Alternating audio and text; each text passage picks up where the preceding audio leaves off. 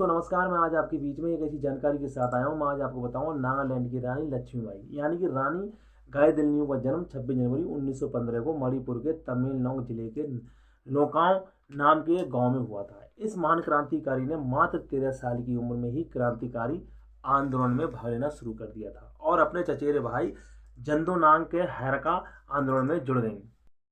हैरका आंदोलन का लक्ष्य प्राचीन नागा धार्मिक मान्यताओं को फिर से बहाल करना और उन्हें एक नई जिंदगी प्रदान करना था। शुरुआत में जंदोनांगा द्वारा चलाया गया ये आंदोलन धार्मिक प्राकृतिक था, लेकिन धीरे धीरे ये राजनीतिक हो गया और इसके लिए जरिए अंग्रेजों के खिलाफ मोर्चा खोल दिया गया। आंदोलनकारियों ने मणिपुर और नागा क्षेत्रों से अंग्रेजों को बाहर खदेड़ना शुरू कर दिया।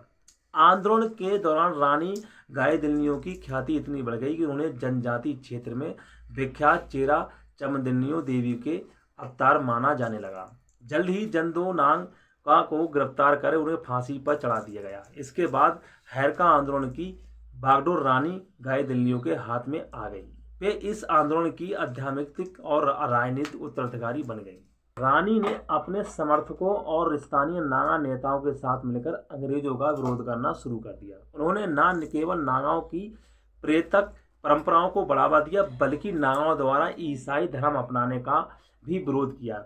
इसके साथ ही रानी ने ईसाई मशीनरियों द्वारा आदिवासियों के धर्म गाइदिन्ल्यू के प्रयासों के त्रस्त होकर ब्रिटिश सरकार ने उनके सर पर इनाम की घोषणा कर दी थी। और जल्द ही रानी गाइदिन्ल्यू को उनके कई समर्थकों के साथ गिरफ्तार कर लिया गया और उन पर मुकदमा चलाया गया और उन्हें आजीवन कारावास की सजा दी गई। 1937 में पंडित जवाहरलाल नेहरू ने शिलांग जेल में उनसे मुलाकात की और उनकी रिहाई के लिए काफ़ी कोशिशें की। खैर उस वक्त रानी को रिहा नहीं कराया जा सकता।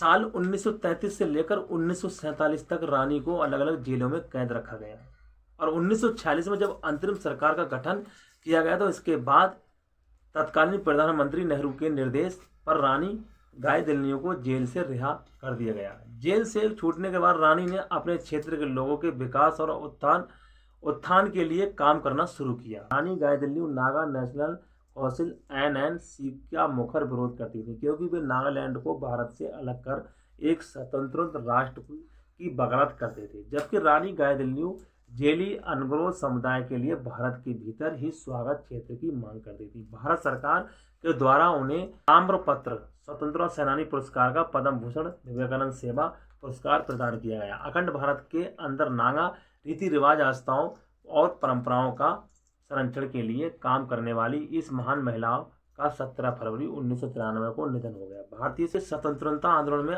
अपनी सक्रिय भूमिका निभाने के कारण रानी गाइदिन्ल्यू को नागालैंड की रानी लक्ष्मीबाई भी कहा जाता है। दोस्तों मेरी वीडियो आपको कैसी लगी? मेरी वीडियो को आप लाइक करें, कमेंट करें और ज़्यादा से ज़्यादा शेयर करें और मेरे चैनल को फॉलो करना नहीं भूलें। तब तक दोस्तों नमस्कार।